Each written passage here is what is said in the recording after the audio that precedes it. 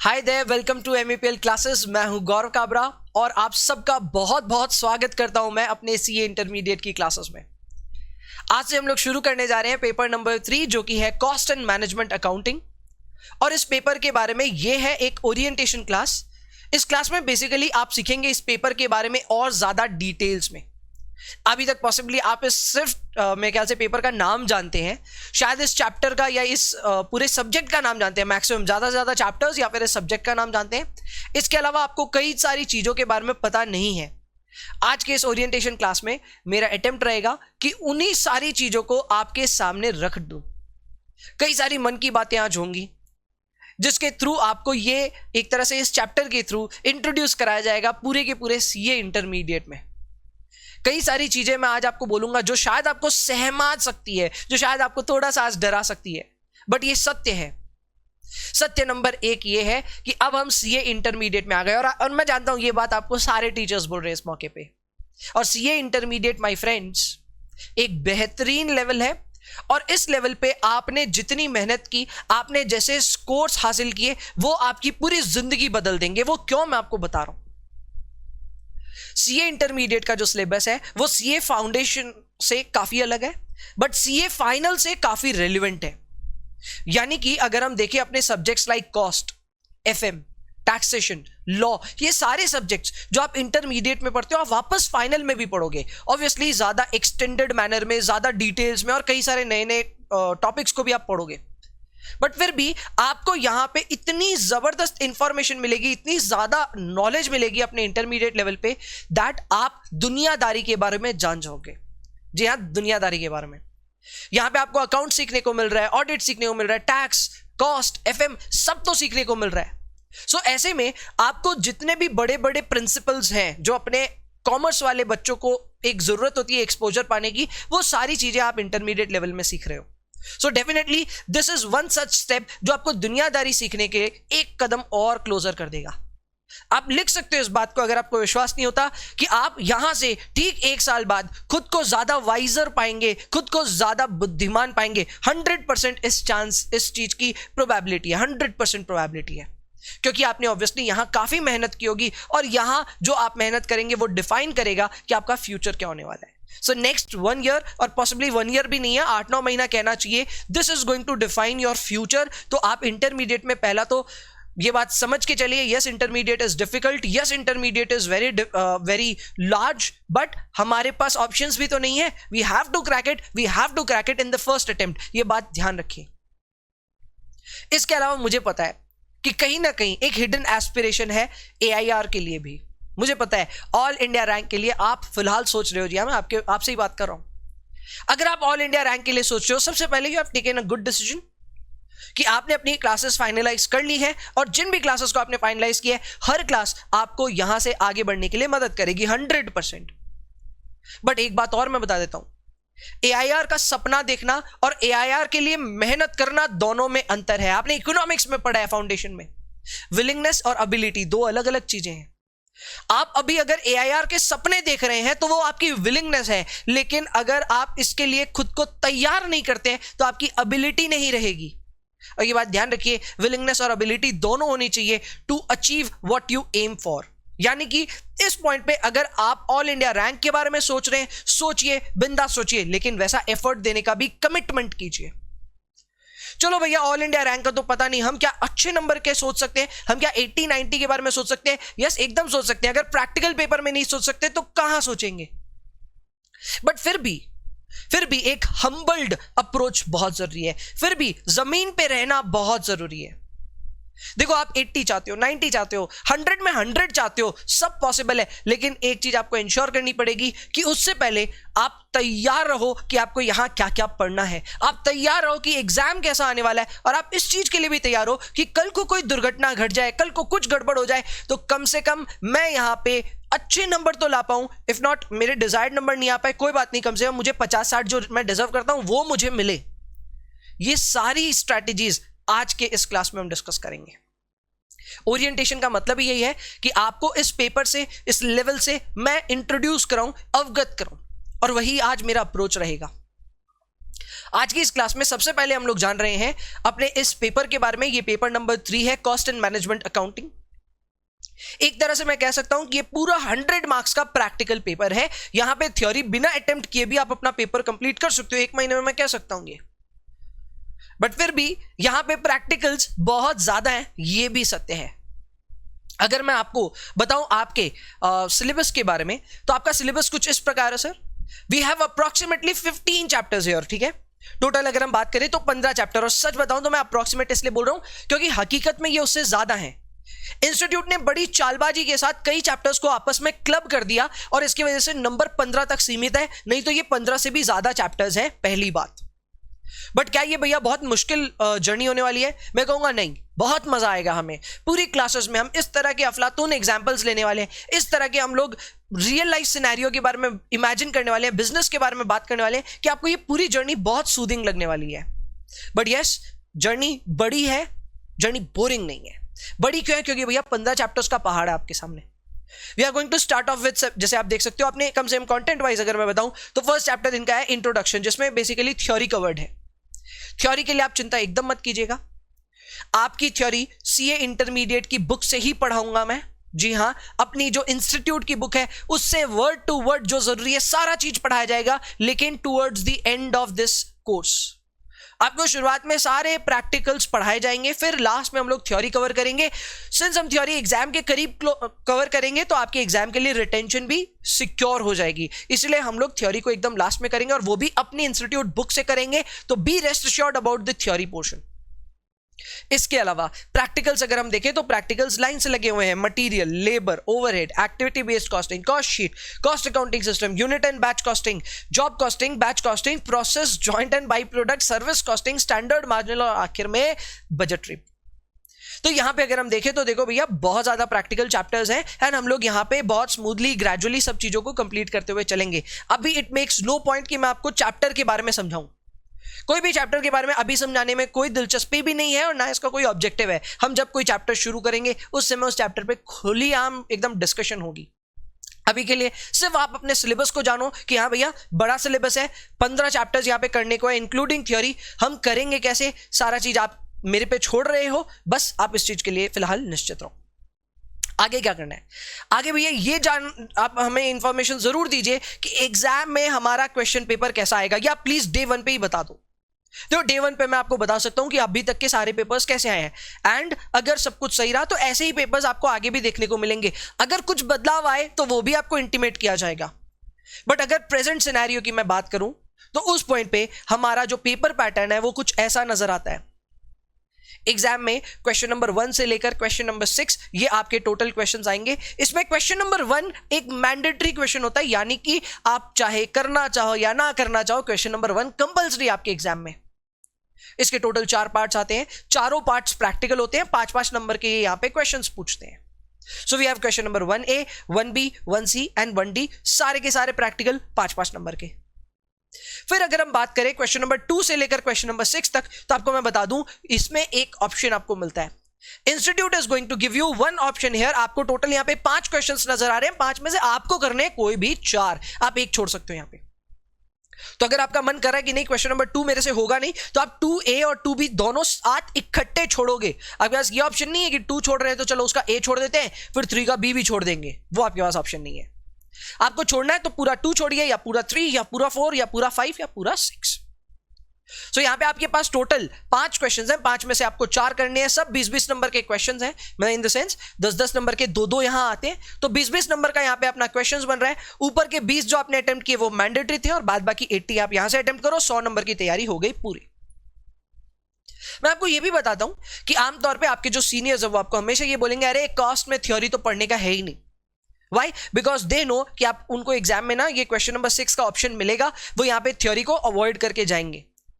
मैं कहता हूं ठीक है, अधिकतर आप लोग में भी यही होने वाला, आप भी शायद यही करने वाले हो कि आप क्वेश्चन नंबर 6 को ना छोड़ करके जाओगे। बट मैं कहता हूं prepare for the worst. Yes, worst क्या हो सकता है? वर्स्ट ये हो सकता है कि आपका क्वेश्चन नंबर 2, 3, 4, 5 जो प्रैक्टिकल्स है उसमें से कोई एक प्रैक्टिकल बना नहीं।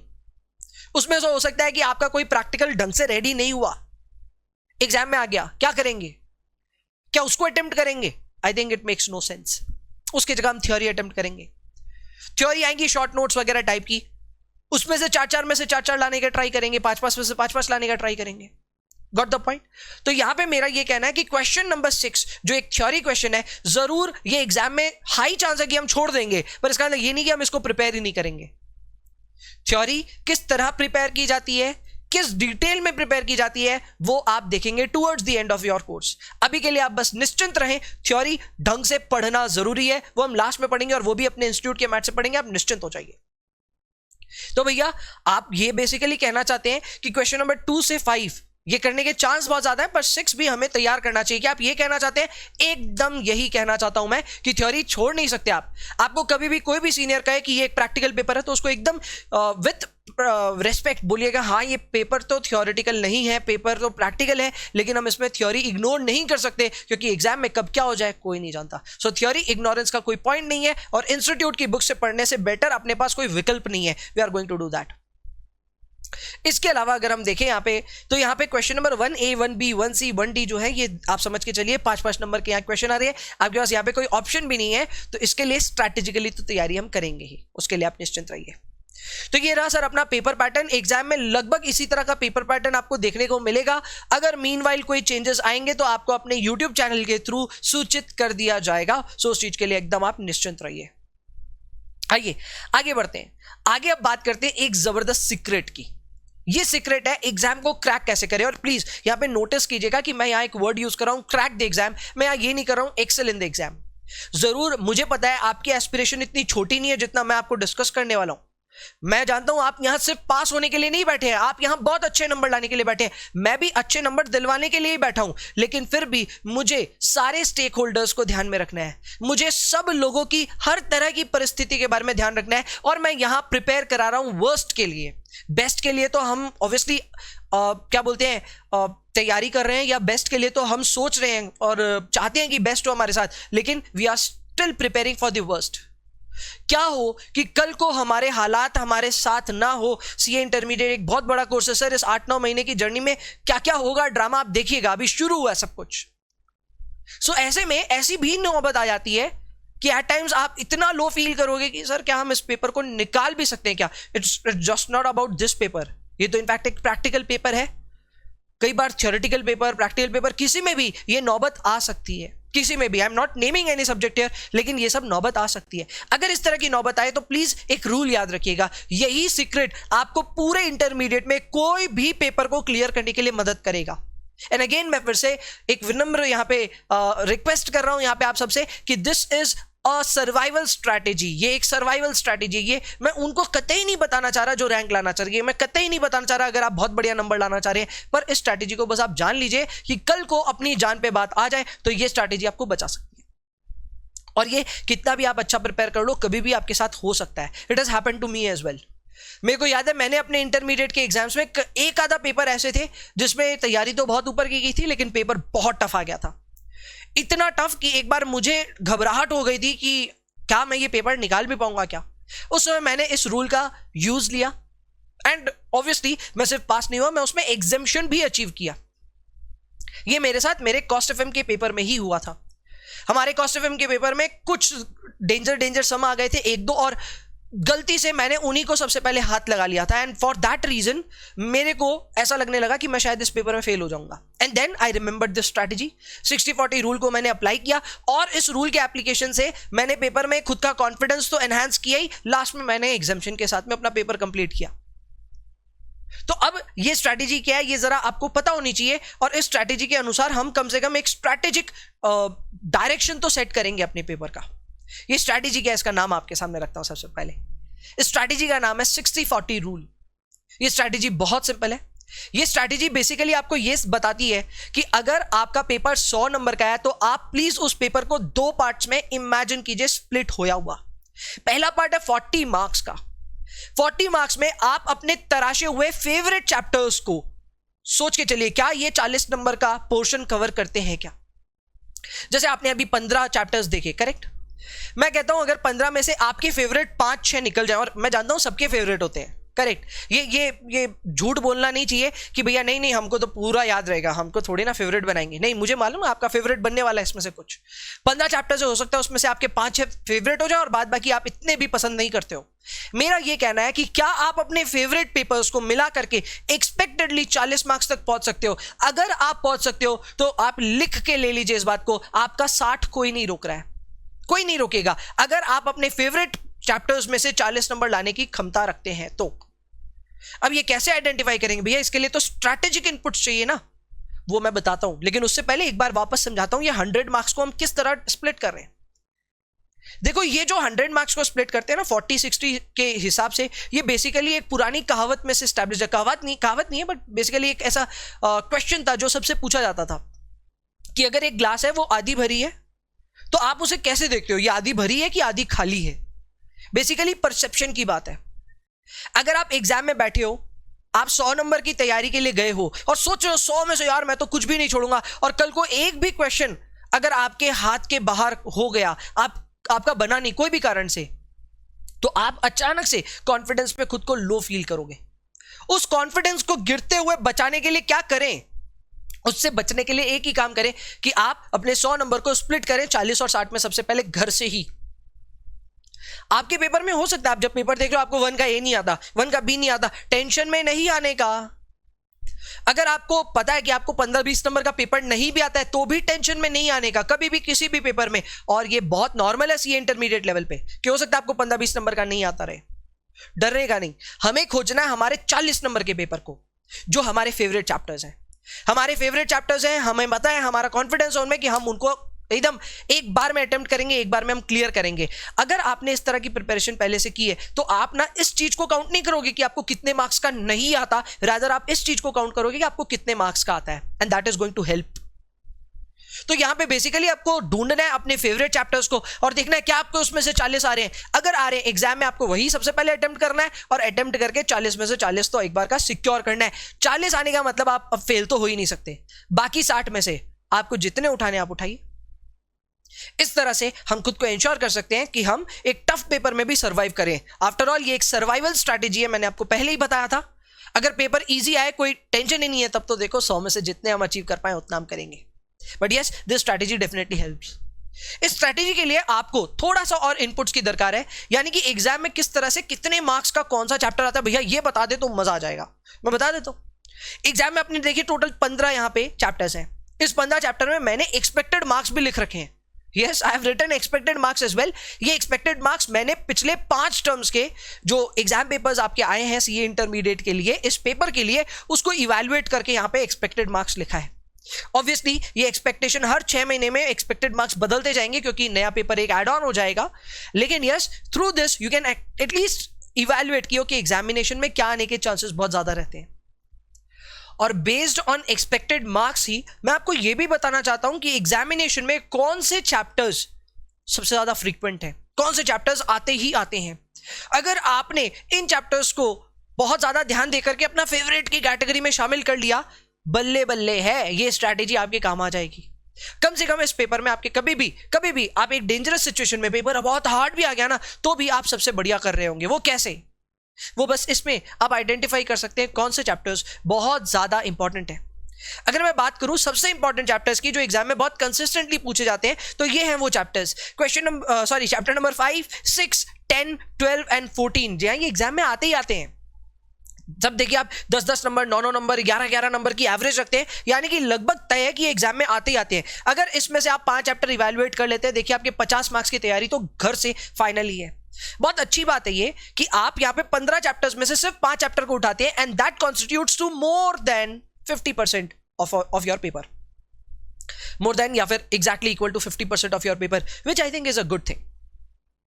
तो यहां पे आप इस तरह एनालिसिस कर सकते हैं कि okay these are most important chapters, और अगर ये सबसे ज्यादा इंपॉर्टेंट है तो हम इसमें अपना जान देने के लिए भैया एकदम रेडी हैं, ये एग्जाम में बहुत इंपॉर्टेंट है। तो भैया इसके बाद कौन से इंपॉर्टेंट आते हैं वो भी आप बता सकते हैं, एकदम बता सकता हूं।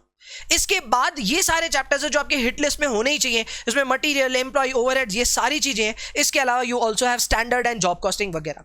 हाँ, इसमें मैंने अब जैसे कॉस्ट बुक कीपिंग यानी कि कॉस्ट अकाउंटिंग सिस्टम को हाईलाइट ही नहीं किया, मैंने यहाँ पे यूनिट एंड बैच कॉस्टिंग को हाईलाइट ही नहीं किया, बजटरी को हाईलाइट नहीं किया, जॉइंट बाई प्रोडक्ट को हाईलाइट नहीं किया। क्या ये इंपॉर्टेंट नहीं है? ऐसा एकदम भी नहीं है बच्चा, एग्जाम में ये भी इंपॉर्टेंट है। And in fact joint and by product तो एग्जाम में 5-5 नंबर का लास्ट 3 टर्म से भी आ रहा है।